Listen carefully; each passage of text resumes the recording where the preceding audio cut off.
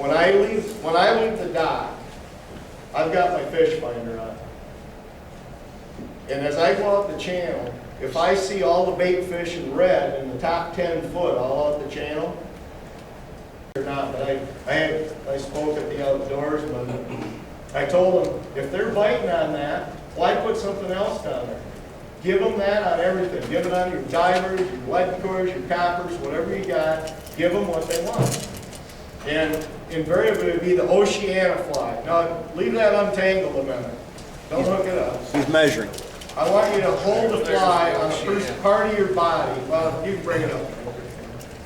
Is that the Oceana or the wild? Okay. This is probably the best fly behind this thing. And that's what that guy used. This is a morning fly. Yeah. This, I don't know, I took the hooks off the thing, so you wouldn't get caught. Now, most guys would have your fly how far behind the guys? 18 inches. You know why that's that far back? Big. And what, got any other guesses? Because I'm going fast. My theory is, you know, with these, I'll pull them like 2.6 to 3.2 maybe. I very rarely will use my probe. It's easier for me to say, Swanee, what's the temperature down at 10 feet or 20 feet? And I call somebody on the radio that I see under fishing. It's easier for me to do that. And those guys are losing a $220 probe twice a year. I still got the probe from I originally had like 20 years ago. But I use it off my Humminbird. So I might say a thing about that too. When you're at the end of the pier, if there's storms coming or something, you don't have to worry about running from a long distance and getting tangled up in a storm.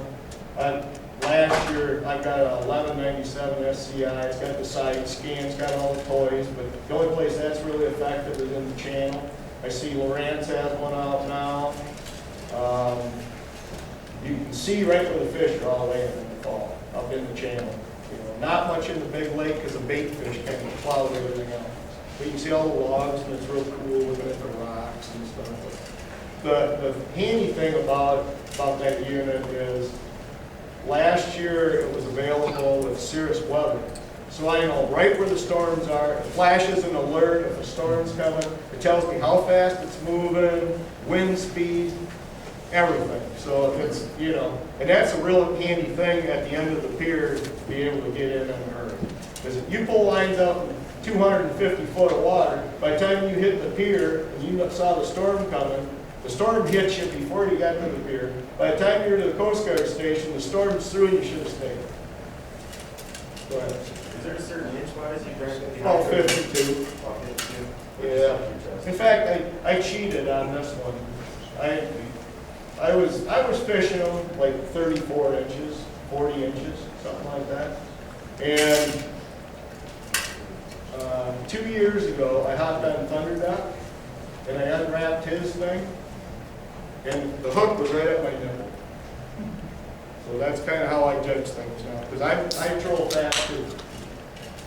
The reason I'm trolling kind of fast is, my theory is, if there's 20% of the fish biting, and I'm trolling 2 miles an hour, in an hour I put it by 100 fish, I got 5 bites or something like that. I don't know, not that many.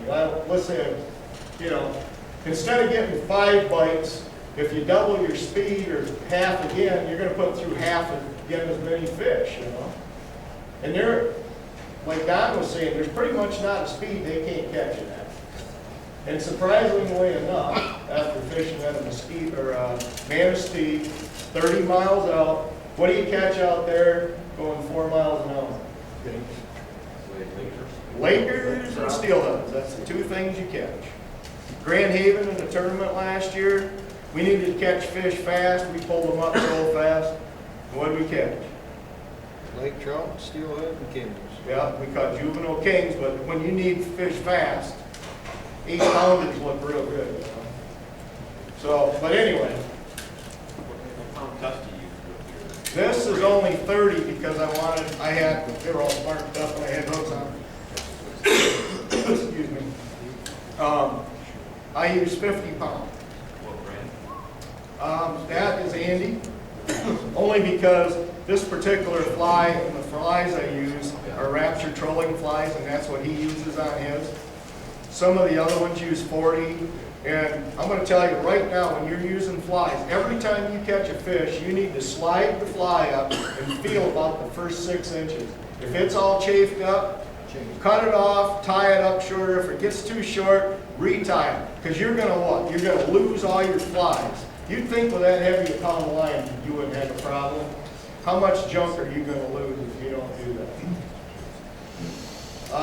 The other thing I didn't say in front here is, everybody knows what a green dolphin is, right? When it's bright and sunny at the end of the pier, that thing is awesome in the mud. And I'm probably not just at the end of the pier, wherever it's mud. That's just a good bright day bait in.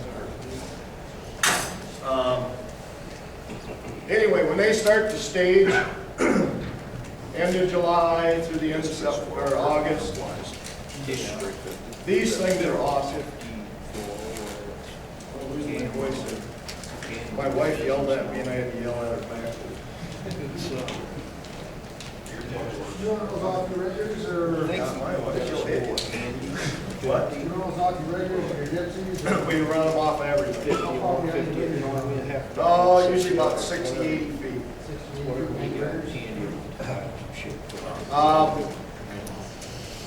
Anyway, this seems to work really well. I mean, Mike will show you some other stuff, the green ones, and sometimes that works really good, but this fly is awesome. There's a hypnotist that's got a green fly. There's another fly on there. It's called the Wild Fern. If you saw these already, the one that looks like a shiny green fly. Nobody buys that at the outdoorsman for some reason. That's one of the best darn flies he's got. For some reason, they like it all day long. Yeah, that's fur right there. Do you use fluorocarbon on your leader there? If I'm not using 50, let's say if every year I get a whole spool of 50 handy. When I run out of that, I use 40 Gamma is what I use.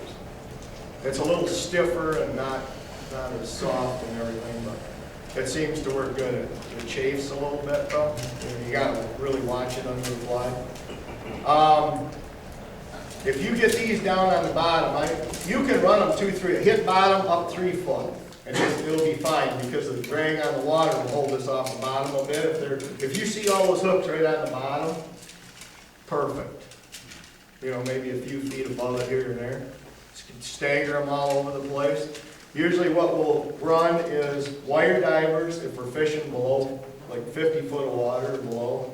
We'll run wire divers because it's a whole lot easier with a Magnum diver or a Walker deep diver, because you can figure if you got 100 foot of line out, you're fishing 50 foot down. My other stuff, I've got 30-pound braid on my other diver rods. And if I'm fishing up high, like at the end of the pier, that's what we're using pretty much. And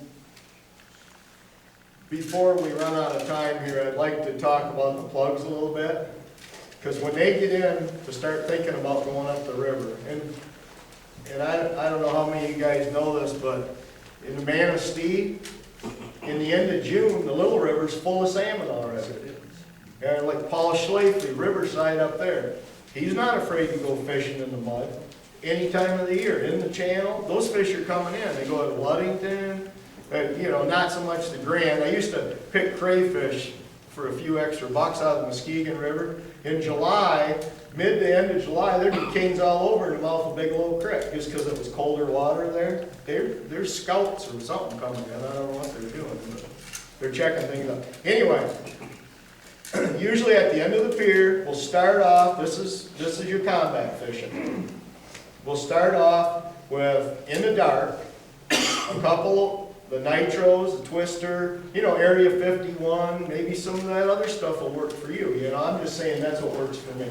The twister that's got the green head on it and the glow body, blue one side, green end, and that blue dolphin nitro.